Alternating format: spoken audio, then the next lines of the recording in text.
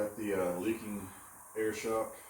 Noticed after I got back from a pretty decent little drive that it's leaking in the yard, so I'm gonna go ahead and try to fix that. I looked out and found a spare one along with a whole bunch of other stuff for Crossroads, and I'm gonna be replacing it today. So we're gonna see how we can do this without grinding or cutting anything, if at all possible. But this one looks like it's in pretty good shape. It doesn't show like it's leaking anywhere. So hopefully everything continues to work its way out. I'll go ahead and clean it up before I put it on. But I'm gonna go through taking everything apart as I can and try to document this the best of my abilities, just in case I find an easy way to do this. But we'll try to think outside the box a little bit.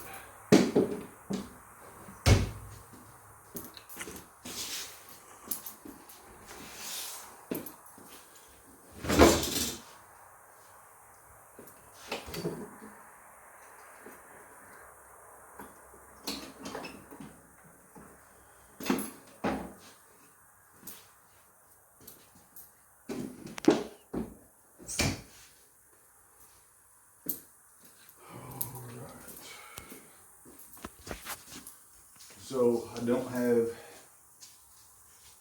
a spring compressor that I'm going to be able to use like I was wanting to. So I guess what I'll do is I will go ahead and try to find a way to ratchet strap this swing arm down into the loaded position as much as possible. Let's see. I got the seat off and I pulled this inner part of the rear fender out. It goes up in there like this, and your air hose follows this around, clamps to it here. So those look like some kind of an evaporator hose probably. And I'm going to, what I'm going to do to try to make it a little bit easier is I'm going to use the bike itself as a spring compressor. I'm going to use the frame to mount a ratchet strap through, and I'm going to run it through my rim, so it's not really interfering with the pulley or the main pulley sprocket, or it'll clear the brakes and the ABS and everything, so it's not going to mess with that. And then once I get it completely compressed, I'm going to be letting the air out at the same time, and then I will find a way to get some big zip ties. I think I have some really huge zip ties that I can go ahead and hold it in place, and I'll unbolt it and then let the swing arm down with everything hopefully held in place, and we'll see if that works. Alright, this is the biggest zip tie I have. I've only got one, so hopefully I can make this work. I've taken a ratchet strap and I ran it through around the frame inside the fender so I'm not damaging anything. Make sure your hooks are on the tire and not on your rim. I've got them close, but they're not on the rim, but you don't want to damage anything.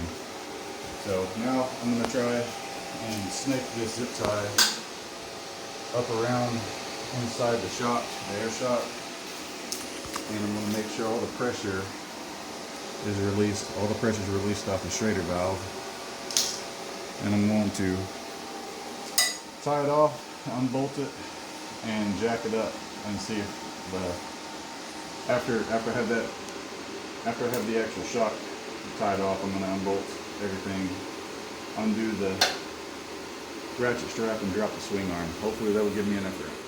I'm going to be unbolting this part because somebody had taken this, cut it and welded it to make it shorter, I guess to lower the bike. I'm not going to be using that. I'm 6'8". I need all the height I can get. So I can't just really run this through like I was thinking on the bike, because there's nothing for it to run through up here to keep it from slipping off.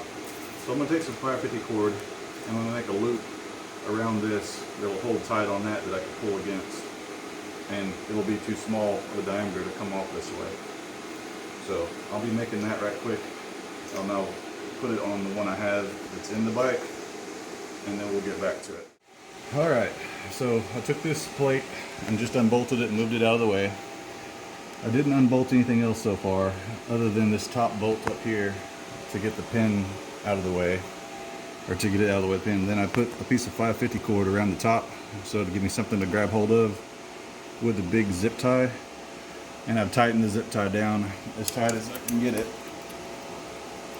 So theoretically, when I unbolt everything and undo the zip tie or the tie strap, ratchet strap, I should be able to lower the swing arm and everything should just come off of it. It seems, in theory, that it should work that way, so I guess we're about to find out. Well, this is either going to work really good or not at all, so either Rylan, you may be impressed or you may laugh at me. We'll see, I guess, if I show you this.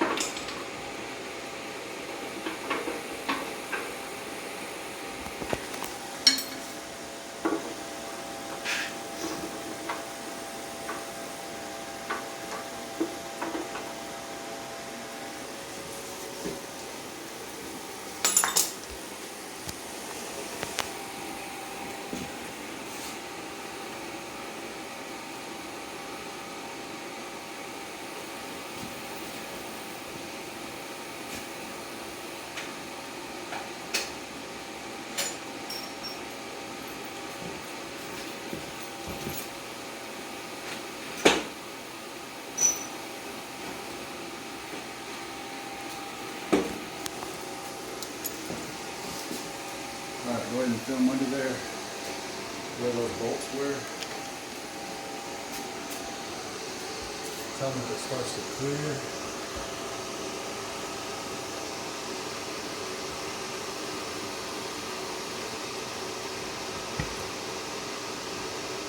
Okay.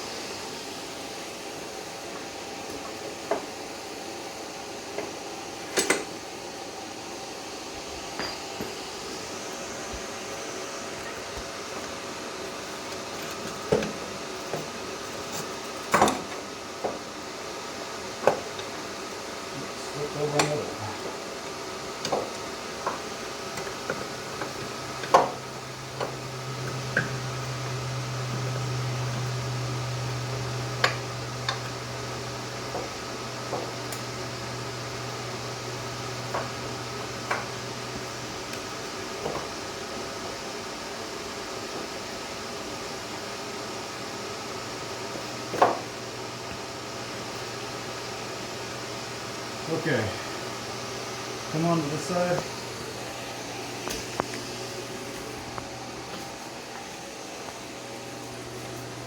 My theory worked. Came right off without having to take all the other stuff off, without having to grind anything.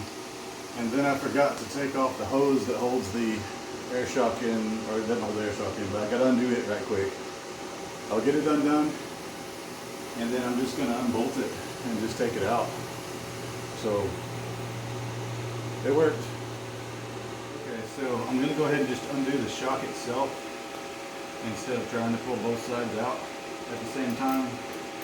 Because I'm pretty sure that must be how they had to have done it before, unless they just installed the swing arm afterwards, which probably makes more sense in the factory. But with this compressed, it came right out. It didn't fall out.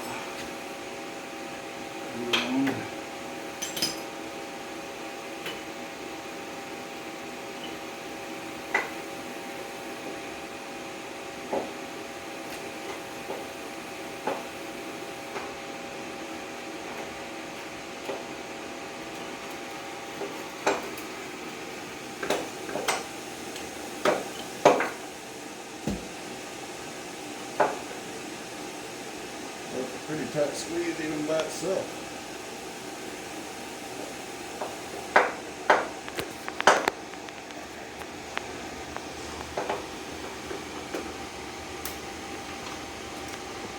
Just lift the shock out on the top. I don't know when somebody riding a struggle bus, I can do that. Anyway,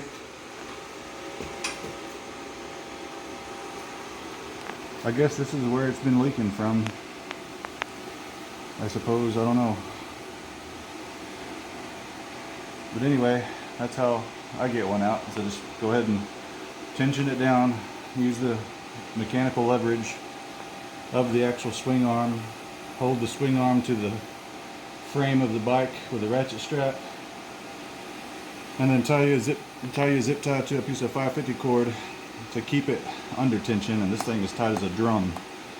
But now you don't have to cut, grind, or any of that weird stuff. I'd just rather not be doing. So we'll trade this one out for this nice dry one over here. I just got to figure out how to compress this to put it back in there. So, to be continued.